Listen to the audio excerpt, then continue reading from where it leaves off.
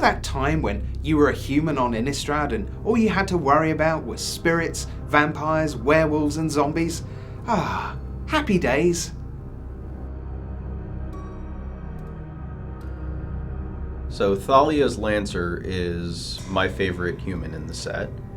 I really like toolbox style decks, and Thalia's Lancer searches for any legendary creature, so you can play a bunch of different one-ofs that are perfect for the right situation and pick out whichever one you want with Thalia's Lancer.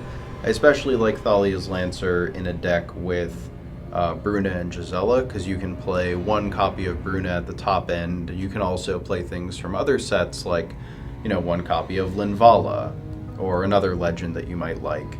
And then when you have the Lancer, you can sort of figure out what's right for that moment for you to grab and then play and hopefully win with.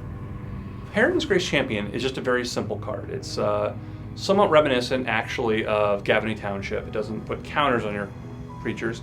But that idea of you make either a big attack or your opponent attacks you if they think you're lethal, and all of a sudden you have this, creature that comes out, gives your team a bonus, has lifelink. It's really able to turn the tide of battle. In Shadows over Innistrad, we saw Thalia basically forced to turn against the Church of Avacyn as she recognized that the Church had gone astray, following Avacyn's lead, really. So in Eldritch Moon, she really comes into her own, leading a group of heretic Cathars to fight for the ideals of the Church rather than the Church itself. Talia was very popular the first time around in the original Innistrad block. We wanted to have a card that was, similarly sort of a pain in the butt, made it hard to do things, a role player in Modern. This is, she's very good against non-basic lands and just creatures in general, and we'll see if she's too powerful with Collected Company. So because the Angels are sort of the bad guys, this time we tried to make the spirits kind of feel like the good guys, so they have a lot of positive abilities. So the Mausoleum Wanderer is a spirit that gets bigger and can protect your other spirits from instants and sorceries. As we were working on the spirits deck and trying to figure out really how to make it something that would look or be more competitive, we realized that we just needed a 1-drop. The blue-white deck was supposed to be pretty aggressive, kind of a disruptive aggressive deck, and it just wasn't. It didn't have any pressure, no early pressure. So I came up with the idea of what if you have the spirit that, as you play spirits, it kind of gets larger, it hits for 2, maybe even 3 per turn, if you can really just keep the pressure on, and then if your opponent tries to actually wipe the board, you've got a way to interact with it. One of my favorite spirits in the set is Selfless Spirit. I may be slightly biased because I designed the card, but initially started as an actual spirit reward card in that it was the same card as it is now, but it would sacrifice to make your team indestructible only if you had another spirit. One thing that we found as we were testing Constructed is this was just a pretty interesting effect to give white aggressive decks in general, so we wanted to remove that restriction and just made it a generically appealing card. The zombie deck is a lot about attrition and getting card advantage, and as we were working on the deck, we found that it just needed more ways to draw cards. It had a lot of ways to kind of get things out of the graveyard, a lot of ways to do things, but it was just running out of cards fast in their decks. So this idea of a zombie that says, well, what if, you tap 3 zombies to draw a card, and we had to, we put the lose a life there to make it into a black card, but it really made a way to give these zombie decks a kind of great end game and kind of inevitability against these other mid-range decks who might play larger creatures, but, as you kept making zombies, they might not individually be scary, but when you're drawing 2 or 3 cards a turn off your zombies, you're just going to overwhelm your opponent.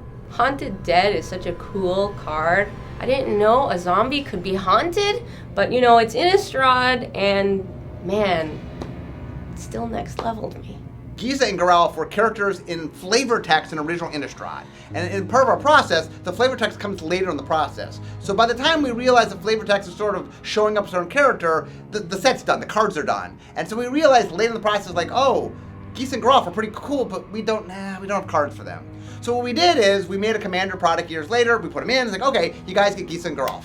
So now we're back on Innistrad, and we're okay, Geese and Geralf we got to make Geese and Geralf, and so we're filling in the set, and then we realize there's not enough space. We don't have space for Geese and Geralf. We're like, okay. What if we combine them into one card? And so one of the reasons that they're together is A, it's kind of nice to see the brother and sister together, but B, we were kind of tight on space.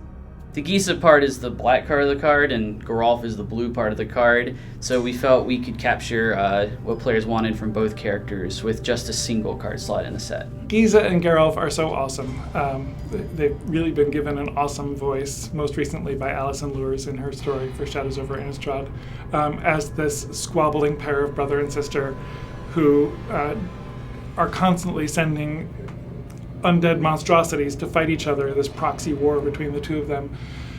But as an example of everything that's going on in Innistrad at this point, they end up actually forced to team up and fight together back to back. They have a shared card in the set. Emrakul's presence causes some unlikely alliances, and that might be the most unlikely of all.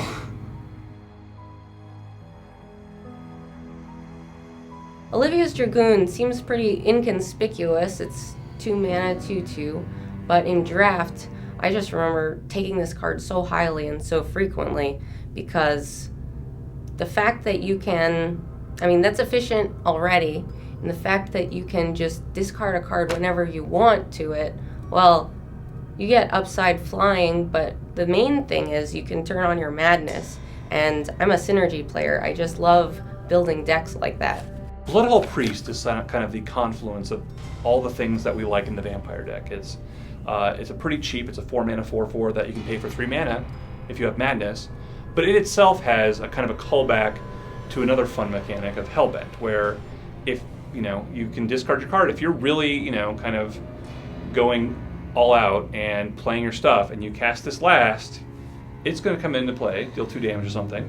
That's pretty strong, but then every turn you attack, as long as you can get rid of that card in your hand, it's shooting something for 2.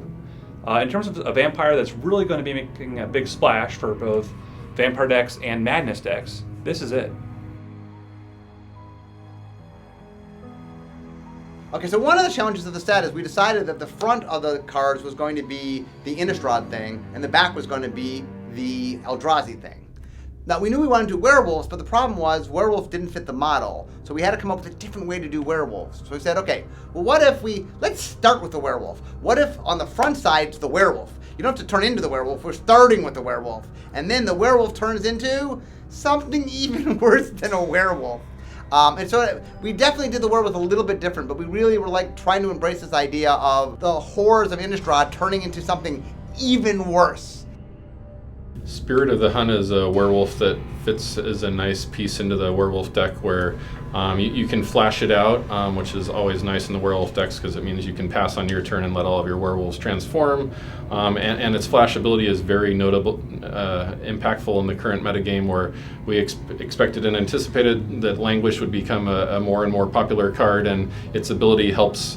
If your opponent plays Languish, you can flash it out in response, give all your werewolves +0/+3 until end of turn, and they all survive that Languish and can likely all come over for the win on the next turn. So we knew coming into Eldritch Moon design that one of the things that Shadows over Innistrad design had sort of pushed off to us to deliver on was one thing everyone had been asking for and clamoring for: Legendary Werewolf. So very early on in the process, we were like, okay, this is a bullet point. This is one thing we need to deliver on. Let's get to work making this Legendary Werewolf. One of the things that we often find is people like patterns, and they get really upset when you break patterns. And so the fact that every card in this set was colorless in the back, it was a big deal, and it was something that the set was trying very hard to do. And so the fact that there's one that kind of sticks out like a sore thumb is something we knew people would react to, and for better or worse, but it's something that we also knew that was really important. I mean, if there was going to be one card that we spent this kind of equity on, it'd be something like Ulrich, the legendary werewolf that people have been clamoring for the last really 5 years. So Emrakul's imprisoned in the moon. I didn't see that one coming. But it's going to be a while before Innistrad's back to normal. So next time we'll visit a plane in much happier shape. A plane of invention, a plane of limitless possibilities, a plane called Kaladesh. But until we meet again on Inside R&D, for all the people here at Wizards of the Coast, I'm your host, Rich Hagan, saying bye.